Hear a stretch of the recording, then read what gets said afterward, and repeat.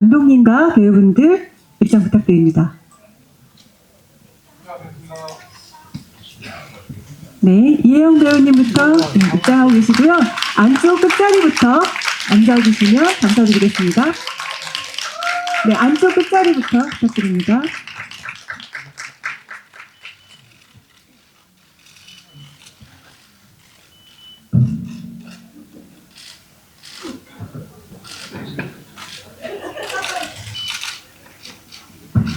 네, 오늘 영화 파과가 기자님들께 첫 선을 보였는데요.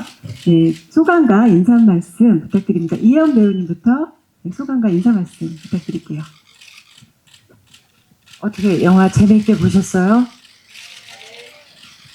오늘은 어쩐지 그 베를린에서 돌아올 때 그 기세등등함이 온데간데 없고 굉장히 불안하고 초조하고 그랬어요. 어쨌든 혼신의 힘을 다해서 했으니까 뭐 할 얘기 없습니다. 즐겁게 봐주셨다면 감사하겠습니다.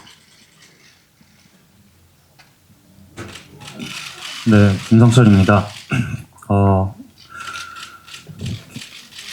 되게 긴장되는 날이었었고, 그리고 또 기자분들께 처음으로 선보이는 시간을 가져서 아침부터 마음이 안 좋았는데, 안 좋았다는 게 아니라 긴장이 많이 됐었는데, 끝나니까 다행이네요. 네.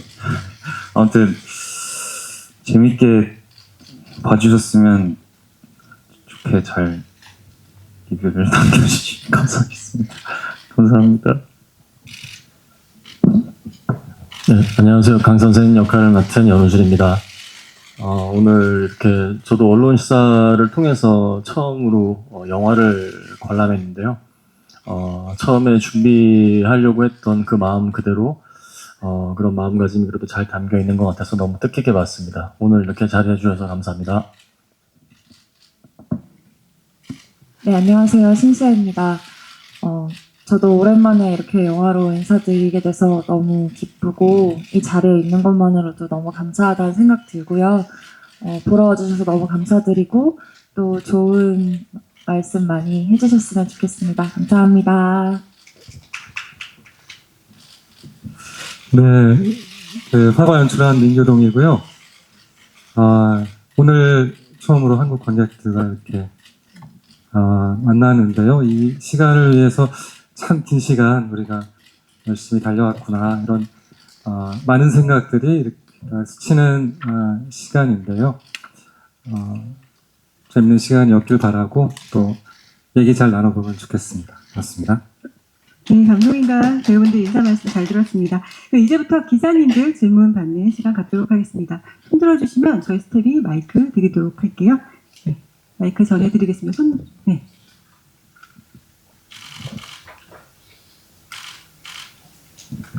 네, 안녕하세요. 저 모비스트 박은영 기자고요. 영화 너무 잘 봤습니다. 저는 감독님이랑 배우분들한테 좀 여쭤보고 싶은데요. 감독님께서는 이 영화를 처음에 왜 기획하셨고 어떤 말씀을 하시고자 하셨는지 좀 궁금하고요. 이 김성철 배우님이랑 이혜영 배우님은 나중에 이제 둘이 붙는 장면이 너무 다이나믹하고 역동적인데요. 그 촬영할 때 좀 기억에 남은 일 있다면 좀 말씀 부탁드리고, 신샤 배우님이랑 연우진 배우님은 처음 보셨다고 하셨으니까 오늘 본 소감이 좀 어떤지 그 말씀 부탁드리겠습니다. 네, 60대 여성 킬러가 등장하는 액션 느와르물이라고 처음 생각했을 때 그냥 이거는 만들어질 수가 없구나, 불가능하구나, 여러 가지로 모두가 만려할 것 같은 그런 프로젝트라는 생각이 들었었고요. 그거를 생각하는 순간 굉장한 오기가 생겼었어요. 왜 나는 주춤하고 또 많은 사람들은 이것이 불가능하다고 여길까? 무엇에 우리는 주눅들어 있고 왜 이런 이야기를 우리가 본 적이 없었던가? 이런 질문들을 계속하면서 장르적 쾌감과 또 그 드라마가 같이 얽혀 있는 독특한 영화로 만들어 볼 수 있겠구나 이런 생각을 했었고, 이야기로는 복수와 화해 이런 큰 외피가 있기도 하지만 상실을 많이 하고 살아가는 우리 보통 사람들이 상실을 딛고도 살아가야 될 이유, 그리고 또 나이가 들었어도 자신의 쓸모와 가치를 계속 찾아나가는 그 성장하고 또 상처를 회복하고 살아가는 삶의 의지를 담아낼 수 있겠구나. 이 주제가 보는 이들에게 잘 이렇게 남을 수 있다면 이 영화는 성공할 수 있겠구나. 이런 마음으로 기획을 시도했던 것 같아요. 네, 다음은 이혜영 김상자 배우님께서 보시셨던 그 마지막 해피랜드에서 액션 장면. 아마도 저도 시나리오를 처음 봤을 때부터 이 마지막 조각과 투의 전투까지의 빌드업이 정말 중요하고 마지막 결말로 갔을 때 이 에너지가 응축돼서 터져야 될 것 같다라는 생각을 했었는데 실제로 저희가 촬영할 때 거기 로케이션에서 선생님은 먼저 가 계셨고 그 전투가 끝난 후에 저를 이제 만났을 때부터도 거의 일주일 정도 촬영을 했었는데 아마도 해 뜰 때부터 해 질 때까지 계속 찍었던 것 같아요. 그리고 또 아무래도 선생님하고 저랑 둘이 부는 액션은 그때가 처음이었기 때문에 선생님하고 저랑 맞춘 합들도 너무 중요했었고 영화 안에서는 다 보여지진 않았지만 저런 액션 말고도 더 많은 액션들을 디자인을 했었고 그렇게 더 찍었었어요. 그래서 근데 그것들 중에 좋은 것들을 감독님께서 선택을 해주셔서 더 다이나믹하게 나왔다고 그렇게 생각을 했습니다. 저는 어떻게 막상 액션을 시작하려고 하니까 부상을 많이 입어갔고요. 성철 씨가 좀 고생을 많이 했죠. 왜냐하면 연습할 때는 스턴트하고 연습을 하니까 과감하고 대담하고 자기가 펼치고 싶은 걸 마음껏 했지만 막상 저랑 부딪히니까 이제 힘이 다르잖아요. 그래서 성철 씨는 조금 아쉬웠을 거예요. 전혀 아쉽지 않았습니다. 네, 어쨌든 저의 본 실력보다 훨씬 능력 있는 여성으로 나온 건 맞는 것 같습니다. 네, 그럼 이어서 연우진 배우님과 신시아 배우님 오늘 영화 보신 소감 부탁드립니다. 일단은 소감은 촬영하면서도 모든 배우들이 다 고생하고 계신다는 얘기를 많이 들었는데 저는 이렇게 큰 액션이 없었어서 물론 마지막에 맞는 액션은 있긴 했지만 네, 이렇게 배우님들 진짜 우리 선배님 다치시 부상도 당하시기도 하고 그래서 너무너무 고생하셨을 것 같아 고생하셨다는 얘기를 너무 많이 들었는데요.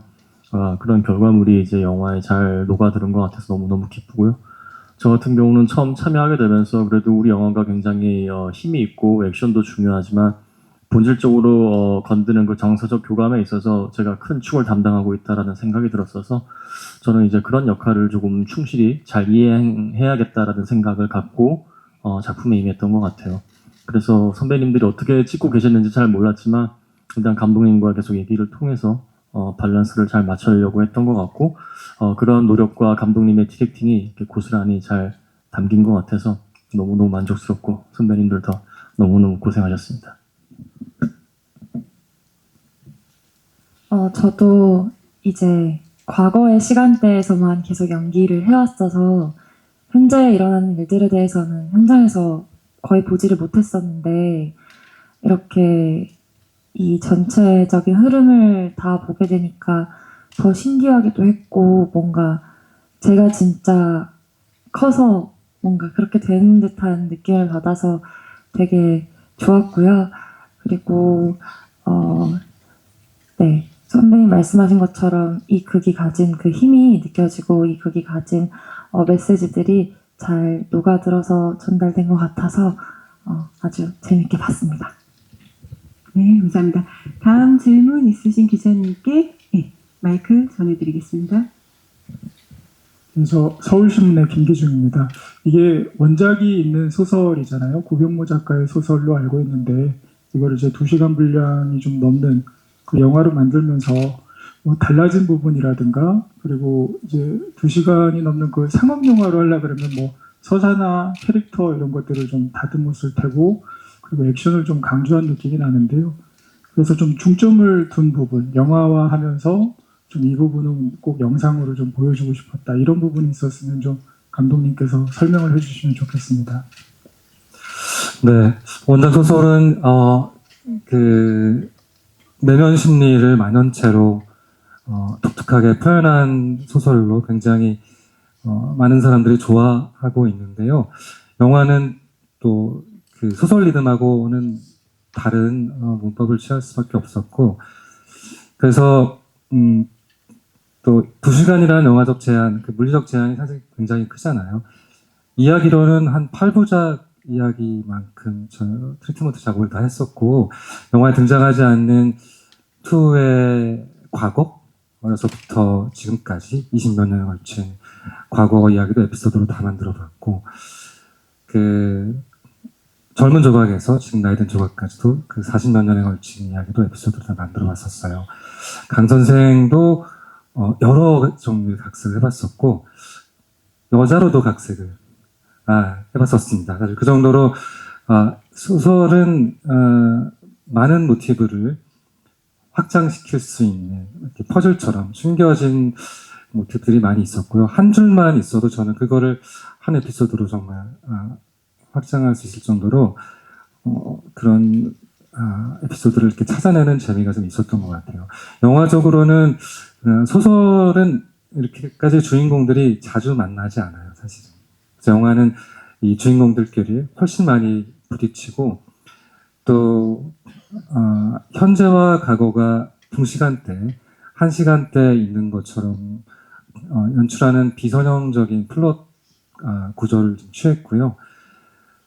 그래서 소설에서 거의 반 정도를 차지하는 엄청난 분량의 과거 이야기를 현재 이야기 안에서 등장해야 될 이유가 있는 지점에 현실적인 이야기 진행과 함께 보여주는 그런 독특한 좀 연출 방식을 좀 취해봤고, 아마 원작에 더 충실하게 잘 재현한 씬은 엔딩의 액션 부분인 것 같아요. 그 한때 전설적이었지만 지금은 사실은 퇴물로 취급받고 있는 조각이라는 주인공이 정말로 한때 전설이었고, 지금 또 여전히 살아 넘치는, 정말 날아다니는 전설적인 자신만의 전투력을 갖고 있구나, 이런 것들이 구현되는 게 굉장히 중요했기 때문에 30대 젊은 남자와 맞부딪혀서 그 경험적인 자신만의 그 무술 실력으로 힘에는 밀리지만 공간을 이용하고 또 지혜를 잘 발휘하는 방식으로 또 오래 버티는 방식으로 끝내는 승부를 가져가는 그런 지점들을 영화에 잘 구현하고 싶었고, 그것들이 또 단순히 액션으로 사람들에게 이해되기보다는 그 액션이 결국 전국적으로는 그 사람이 어떤 인간인지, 그 어떤 삶을 살아왔는지, 어떤 삶을 살아가게 될지, 인간의 모습을 보게 되는 방식으로 결국은 수렴되도록 영화적 깔때기랄까요? 마지막 그 메시지의 정착력을 그렇게 찾아봤던 것 같아요. 네, 감사합니다. 다음 질문 있으신 기자님 계시면 저희가 마이크 전해드리도록 할게요.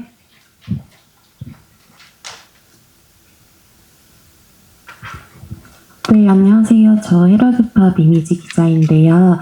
그 엔딩 크레딧에 나오는 조각이라는 곡 이제 성철 배우가 불러서 조금 더 여운이 가는 것 같은데, 이제 감독님께서 그것을 이제 성철 배우가 부르게 하신 이유 궁금하고, 그리고 김성철 배우께서는 이제 직접 부르신 소감도 궁금하고요. 그리고 신시아 배우님 아까 이제 영화 오랜만이라고 잠깐 인사해 주셨는데, 이제 어쨌든 마녀2로 주목받고 좀 오랜만에 영화 선보이시게 된 소감이랑, 또 이혜영 배우님의 과거를 좀 담당하시게 된 소감 궁금합니다. 네, 그 영화 속에 조각을 흠모하는 오마주하는 노래가 있으면 좋겠다고 촬영 전부터 생각하고 가사를 정말 오랫동안 많이 만들었어요. 그래서 여러 버전으로 1년 내내 거의 다듬다가 마지막에 용기를 내서 사실 김성철 배우에게 부탁을 했는데요. 투가 조각에게 바치는 노래가 있다면 어떤 노래일까? 투가 조각의 이름을 부른다면 어떤 느낌일까? 이런 느낌으로 가사를 쓰고 부탁을 해봤고, 영화 속에서 조각의 이미지가 아주 깊게 많은 사람들의 가슴속에 남았으면 하는 마음으로 만들어봤어요. 어땠을지가 너무 궁금하긴 하네요. 우리 걱정도 많이 했을 텐데.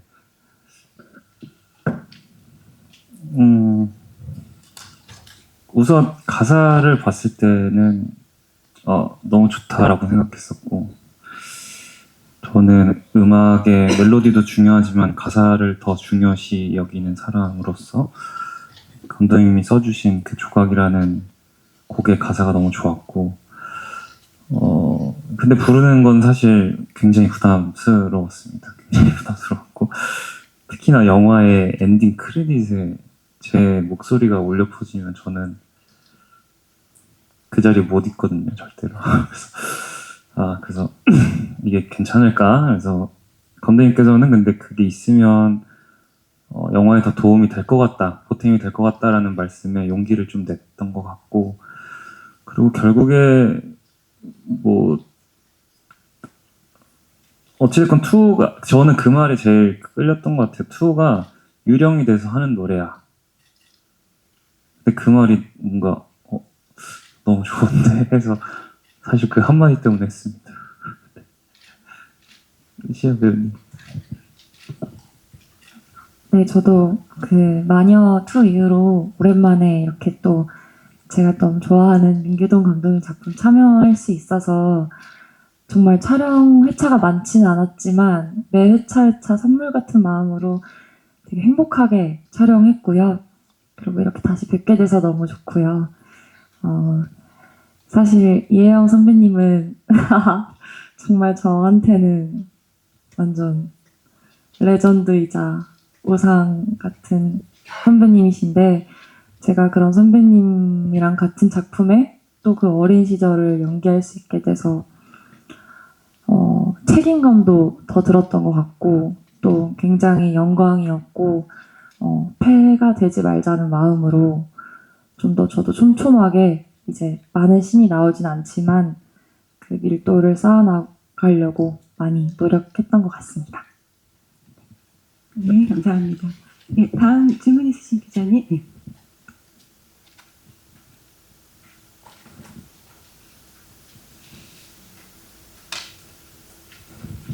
네, 앞에 계신 안녕하세요. 분은 나중에 다시 한번 드려야겠다. 그쵸? 네. 네, 안녕하세요. 저 파이낸셜 투데이 김영재 기자라고 합니다. 저 감독님이랑 이혜영 씨께 질문 각각 하나씩 드리겠습니다. 먼저 감독님께는 아까 이거는 만들어질 수 없구나, 불가능하구나, 뭐 이런 프로젝트라고 생각하셨다, 뭐 그 주위 사람들의 의견이 있다고 하셨는데, 정말 이 영화를 만들고 왜 그런 사람들이 좀 힘들었겠구나, 왜 그렇게 생각했겠구나라고 느낀 지점, 정말 만드시면서 힘드셨던 지점 한번 말씀해 주시면 좋을 것 같고요. 이혜영 씨께는 이제 그 극중 대사가 이제 김성철 씨랑 연우진 씨 대사 통해서 좀 나오는 것 같아요. 늙고 쓸모 없어지면 버려야 할 폐기물, 이런 내용이 좀 반복되는 것 같은데, 좀 늙고 쓸모 없어진다는 것에 대해서, 좀 늙는다는 것에 대해서 좀 원래 어떤 의견을 갖고 계셨고, 이 영화를 통해서 그 의견이 좀 어떻게 다가가시는지 궁금합니다. 네. 그 아시모프가 얘기했었던 그 자기가 이야기를 만들 때 세 가지 항상 단계, 거치는 세 가지 단계 얘기가 있었는데, 첫 번째가 주변에서 항상 뭐하라고 이런 영화를 만들려고 해? 이런 이야기를 쓰려고 해? 이런 얘기를 듣고, 두 번째는 그거 써봤자 별 얘기 아니야. 이렇게 듣고, 마지막 단계가 거봐 내가 좋다 그랬잖아. 이런 단계라고들 본인이 거쳤다고 하는데요. 그런 단계를 거치게 될까? 그런 궁금함이 좀 있었습니다. 이게 그냥 드라마였으면 상관이 없는데, 60대 노인도 아니죠, 사실. 개념적으로 영화 속에서 그 킬러계에서는 노인인 건데요. 할머니 킬러, 이런 맥락이 실제로 소설로는 너무나 자유롭게 60대, 80대, 100살도 가능하지만, 영화적으로는 우리가 보고 믿겨야 되는데, 이제 실제 액션이 이제 구현 가능할까, 기술적으로 가능할까, 우리가 관객들도 눈이 많이 높아져서 이제 기본적으로 믿지 못하고 나를 믿게 만들어줘, 라는 아주 무서운 자세로 영화를 보게 되는데 어떻게 가능할까? 상업적으로 성공한 예가 있어? 이렇게 질문했을 때 우리는 쉽게 그 레퍼런스를 떠올리지 못하니까 그렇지 않아도 코로나나 혹은 영화 산업이 지금 위기에 처해서 투자도 좀 어렵고 영화 많이 안 만들어지는 시기인데 이때 하필 이런 영화를 왜 하려고 하는지에 대한 그 질문을 저는 피해갈 수는 없었고 그래서 이제 훨씬 다른 종류의 여러 가지 이야기를 끝없이 거쳐가면서 그 시나리오를 보면 이제 버전 넘버가 있는데 제가 136호인가 이렇게까지 변주를 거쳐서 어느 순간 기적적으로 이제 탄생이 된 것 같아요. 그러니까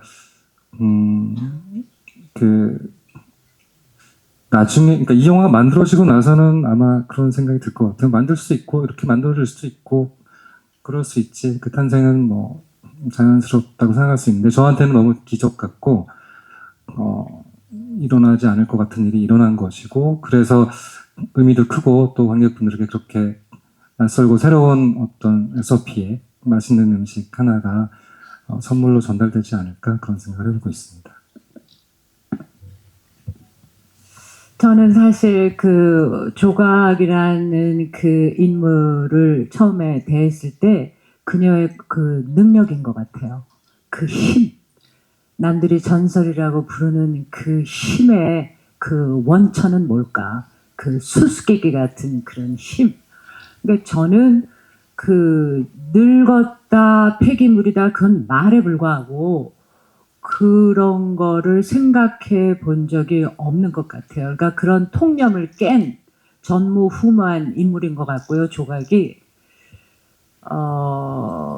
저도 그런 능력 있는 여성을 떠나서 한 인간으로서의 조각을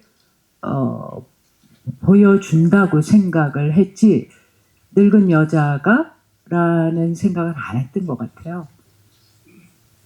네. 네. 또 이어서 앞에 계신 기자님께 좀 들어주시면 저희 마이크 바로 가져다 드릴게요.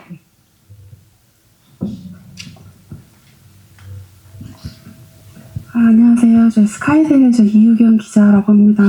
저 혹시 스토리도 사실 눈을 뗄 수가 없긴 했는데 그 안에 인물 간의 관계도를 저는 조금 더 집중해서 봤습니다. 그래서 그 조각과 투의 사실 애증이라는 관계가 좀 눈에 띄었는데 이 애증과 관련해서 이제 감독님께서 추구하셨던 방향성과 그리고 이혜영 배우님께서 그 이제 김성철 배우님이 맡으셨던 이제 투라는 그런 캐릭터와의 그 애와 증 사이에서 정확히 좀 어디에 가까운지 그 두 배우님께 사실 여쭤보고 싶어 질문을 좀 더 드리게 됐는데 이혜영 배우님께서 좀 느끼시는 그 투에 대한 그런 캐릭터에 대해서 애에 더 가까운지 증에 더 가까운지 그 반대로 김성철 배우님께서도 어떻게 생각하시는지 왜냐면 제가 봤었을 때 이 연기에 대해서 사실 그 이제 애와 증이 명확히 구분이 되었던 걸로 제가 좀 인식을 해서 그 부분 좀 여쭙고 싶습니다. 먼저 감독님.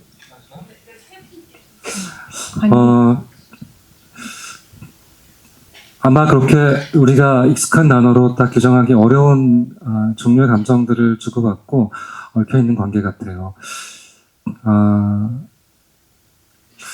투 같은 경우는 저는 이제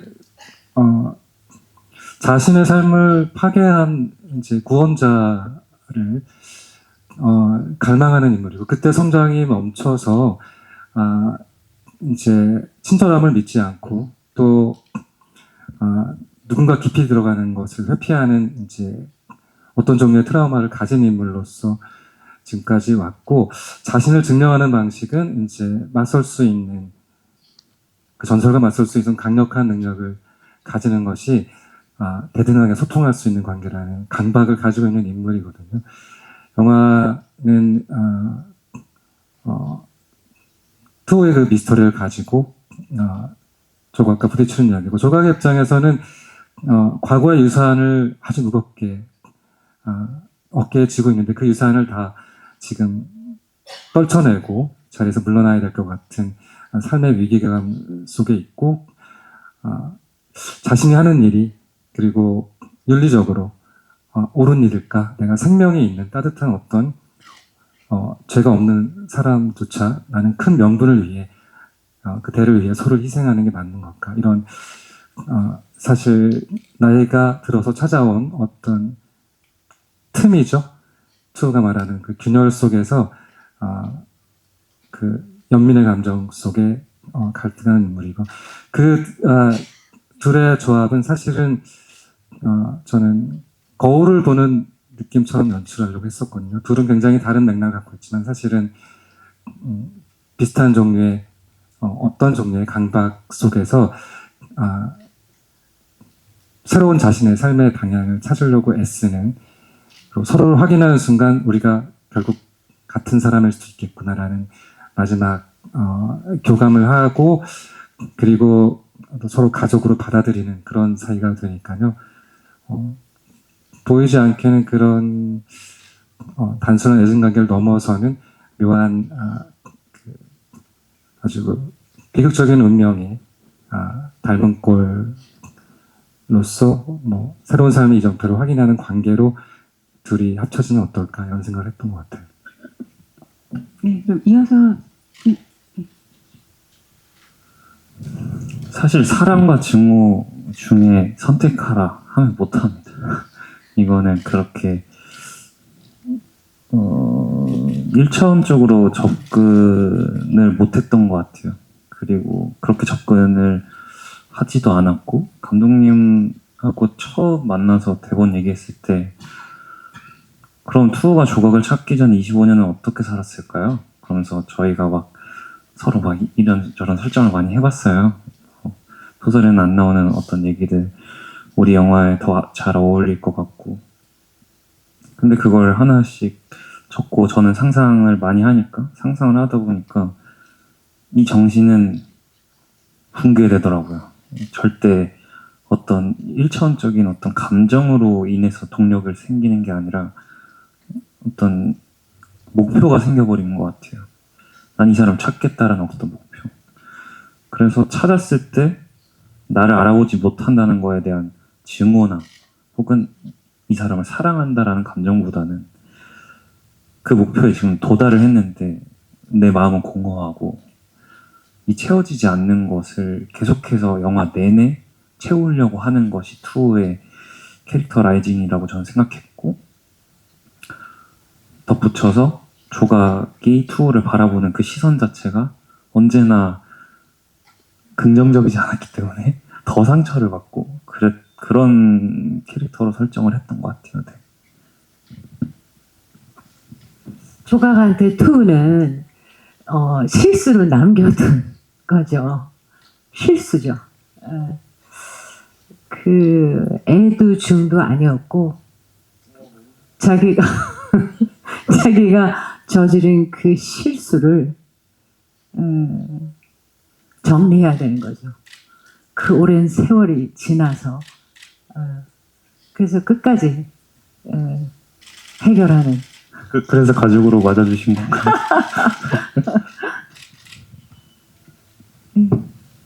답변 감사합니다. 다음 질문 있으신 기자님께 마이크 드리겠습니다. 안녕하세요. 청년일보 이근수 기자입니다. 영화 잘 봤습니다. 그 김성철 배우님에게 질문 하나 하겠습니다. 아까 영화에서 다 보이진 않았지만 더 많은 액션씬을 찍었다고 하셨는데 이영 배우님이랑 액션 호흡이 어땠는지 구체적으로 이야기해 주시면 고맙겠습니다. 아까 혜영쌤도 말씀하셨듯이 리허설을 하면 이제 스턴트 해주시는 그 혜경 씨가 오셔서 저희가 합을 맞추고 이런 합으로 갈 겁니다. 그러면 저는 템포를 설정을 해놓고 근데 선생님의 몸 템포를 저도 어느 정도는 알고 있기 때문에 계속 슬로우 다운을 하면서 맞췄는데도 감정이 들어가면 템포가 아예 어그러지더라고요. 그래서 감독님하고 또 선생님하고도 얘기했던 거는 이거는 드라마적으로 접근하는 게 맞다. 이건 감정으로 접근하는 게 맞는 것 같다. 이제 어떤 합이 중요한 게 아니라 우리가 드라마를 하다 보니 나오는 어떤 몸동작, 그래서 저희가 했던 액션들이 꽤 시간이 많이 걸렸던 것 같아요. 그런 것들을 기술적으로도 완벽하게 해야 되고 감정적으로도 그거 완벽하게 해야 되기 때문에, 그래서 그 과정이 물론 쉽지만은 않았지만 그 약간 선생님하고 전오해가 생겼었어요 그때. 그래서 저희가 저는 아직도 제 뭐 짧은 연기 인생이지만 기억나는 몇 가지 순간이 있는데, 그 중에 최근에 가장 큰 기억은 선생님 마지막 테이크였던 것 같아요. 맨 마지막 그 저희가 그 장면을 다 찍고 나서 선생님이 털썩 앉으시고 감독님이 나오셔서 오열을 하셨어요. 저도 그걸 보면서 오열하고 셋이서 막 부둥켜 안고 막, 그래서 되게 신기한 경험이다 이거. 작품을 우리가 아예 다 끝난 것도, 저는 심지어 수중 촬영도 남았었고 아직 갈 길이 좀 있었는데 마치 뭔가 정말 이 영화가 끝나는 것 같은 느낌. 그래서 그 액션들을 하면서 우리가 전오해가 많이 쌓였구나 이런 생각을 했었습니다. 네. 또 다음 기자님 질문 있으시다고 해서 마이크 드리겠습니다. 저 영화 잘 봤습니다. 저 톱스타뉴스 서승아 기자인데요. 그 감독님이 아까 잠깐 언급하신 게 이제 강 선생이 원래 여자 역할로 쓰시기도 하셨다고 했는데 좀 자세한 이제 캐스팅 비하인드가 궁금하고요. 이제 그래도 기대하시는 이제 관객 수가 있으실 텐데 자세하게 궁금합니다.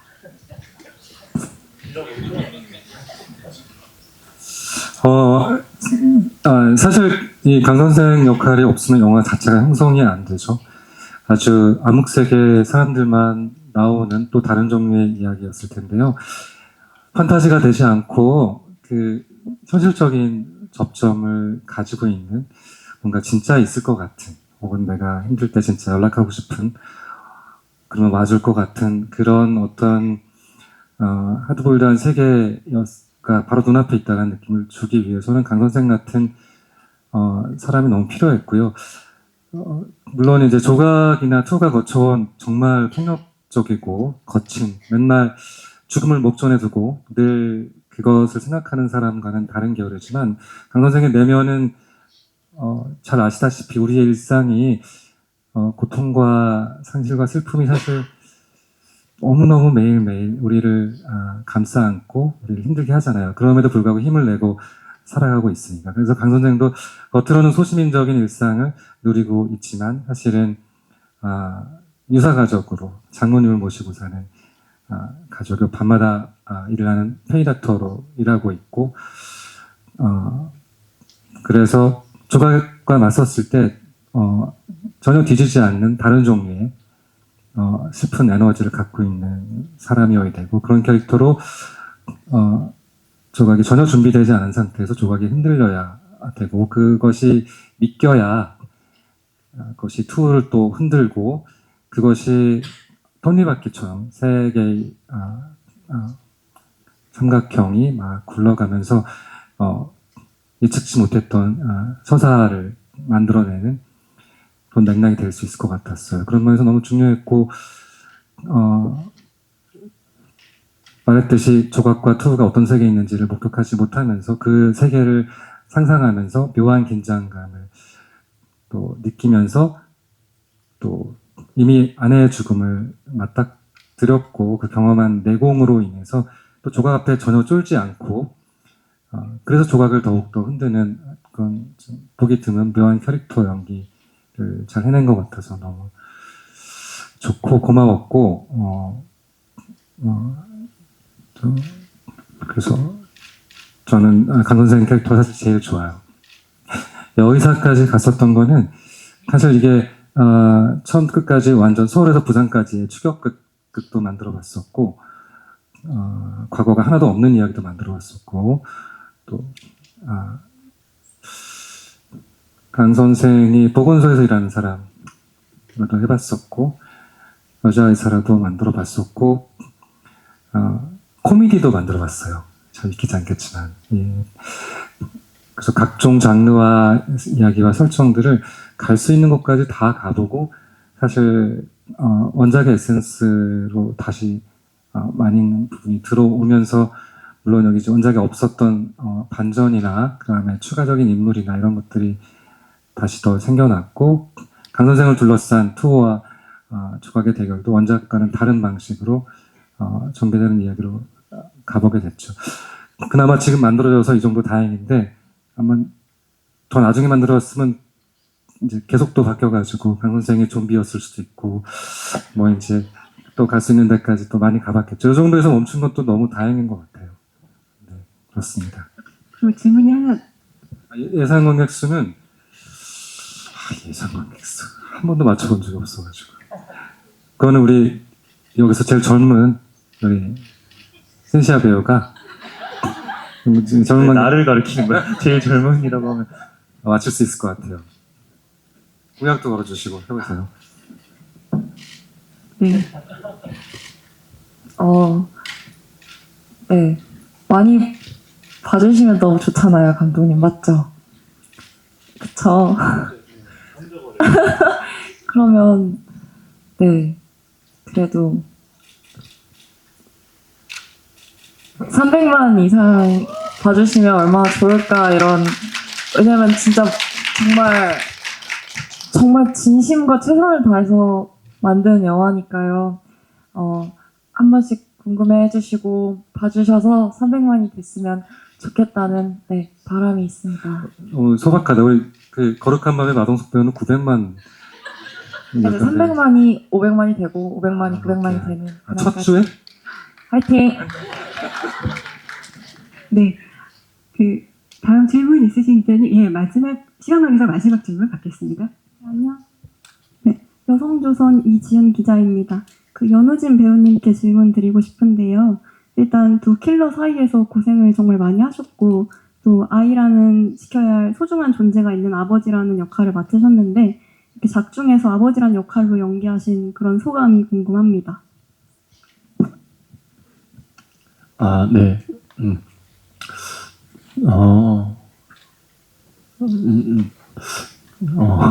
글쎄요. 아버지가 된다라는 거는 늘 진짜 막연한 제 연기 인생의 또 다른 다른 꿈이거든요. 근데 이제 조금 이렇게 시간이 쉽게 온 것 같아요. 제가 뭐 다른 작품에서도 아버지 역할을 맡은 적이 있지만, 이렇게 우리 파과만큼 어떤, 그런 가정에 대한, 또 가족에 대한 어떤 또 소중함을 가지면서 내 지켜야 할 것을 가지고 이렇게 그런 마음가짐으로 깊게 참여를 해본 거는 이번 작품이 사실 조금 처음인 것 같은데요. 그러다 보니까 저도 정말 좀 가슴이 이렇게 훈훈해지는 어떤 마음이 들었던 것 같아요. 그리고 또 우리 아역 배우와 같이 이렇게 현장에서 부모님과 같이 이렇게 소통하면서 그리고 또 편하게 연기할 수 있게끔 서로 이렇게 친구같이 또 서로 호흡을 맞춰주는 데는 서로 편안한 에너지를 주고받을 수 있게 옆에서 많이 도와주셨거든요. 근데 그런 에너지에 또 아역 배우의 에너지를 딱 받다 보니까 이게 진짜 뭐 당연히 뭐 이렇게 나도 이렇게 연기를 해야겠다라는 생각과 더불어서 나도 빨리 좋은 아빠가 되고 싶다 이런 마음도 솔직히 들었던 것 같아요. 그래서 앞으로도 되게 좋은 연기와 또 좋은 가정 속에서 이 생활을 오래오래 하고 싶은 마음이 큽니다. 네, 감사합니다. 질문해주신 기자님들께 진심으로 감사드리고요. 그러면 파과 기다리고 계신 관객분들과 자리해주신 기자님들께 마지막 인사 말씀 부탁드립니다. 김규동 감독님부터 인사 말씀 부탁드립니다. 네. 다양한 많은 영화들이 극장에 쏟아져 나와서 너무 반갑고요. 모든 영화들의 출산을 너무 응원하고 있고 또 물론 이제 영화 시작할 때는 저희 이혜영과 마동석이 같은 날에 개봉할 거라고는 생각을 못했었는데 너무 다 같이 많은 관객들을 좀 불러 모을 수 있는 좋은 계기가 되면 좋겠고요. 범죄도시 4에서 마동석과 김무열도 그 싸움이 끝난 것 같았는데 또 끝나지 않고 같이 만나는 악연을 보니까 그런 게 너무 재밌고 극장의 관객들이 예전에 비해서 많이 좀 줄어들어서 같이 보면 훨씬 즐겁고 재미있는 극장만이 주는 그런 체험들이 어느 때보다 더 풍성한 그런 시간들이 됐으면 좋겠습니다. 고맙습니다. 네, 모두 다 각자의 크고 작은 상실들이 있을 거라고 생각하는데요. 그 상실들을 마주하면서 살아가는 삶 속에서 이 영화가 작은 혹은 큰 위로와 또 다른 희망이 될 수 있었으면 좋겠고요. 네, 요즘 날이 너무 좋으니까 같이 사랑하는 사람들과 친구들과 극장에 오셔서 저희 영화 파과 봐주시면 감사할 것 같습니다. 감사합니다. 네, 저도 이제 감독님이 말씀하셨다시피 극장에 대한 얘기를 좀 한번 해보고 싶은데요. 이제 우리 영화가 갖고 있는 이런 화려한 액션과 동적인 면모를 또 극장, 또 화려한 사운드와 이러한 것들을 극장에서 봐야 된다라는 이유도 있지만, 그거 못지않게 우리 모든 배우님들의 어떤 심리적인 변화와 이런 감정 상태를 큰 스크린에서 이렇게, 저도 오늘 선배님이 연기하시는 어떤 그런 얼굴들을 보면서 미미한 표정 변화에 극장에서 꼭 이걸 봐야 된다라는 어떤 깊은 어떤 감명을 좀 받았거든요. 화려한 액션과 볼거리뿐만이 아니라 이런 어떤 정서적인 미묘한 감정의 변화도 꼭 극장에서 관람해 주시면 이 영화를 즐기는데 더 큰 힘이 되지 않을까 생각됩니다. 네, 감사합니다. 네, 아까 잠깐 뭐 어떤 이벤트 때문에 바깥에 나갔다는데 햇빛이 너무 좋더라고요. 근데 그것들 포기하고 여기 와주신 기자분들께 우선 너무 감사드리고, 이 영화가 가끔 그런 생각을 해요. 이거 영화관에서 봐서 참 다행이다라는 작품들이 가끔 있거든요.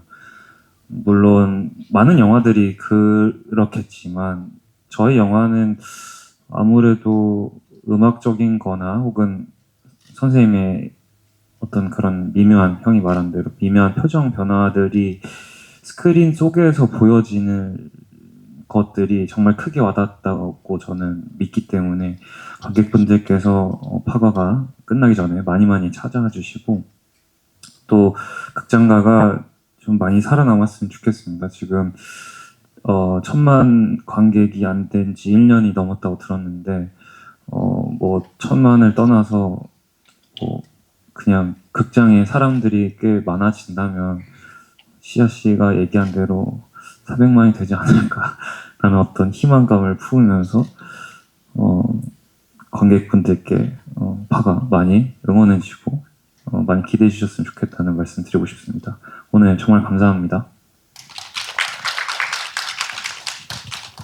네, 저희 파과의 매력은 역시 그 영화의 매력적인 캐릭터들이 나온다는 거예요. 그 캐릭터들이 굉장히 매력적이고, 뭐 혼신의 힘을 다했으니 더 할 말은 없습니다. 그냥 우리 영화를 많은 분들이 관심과 사랑으로 봐줬으면 하는 기대입니다. 감사합니다. 네, 감사합니다. 장례 정리 후 토크타임 이어서 진행할 예정이고요. 감독님과 배우분들은 무대 밖에서 잠시 기다려주시기 바랍니다.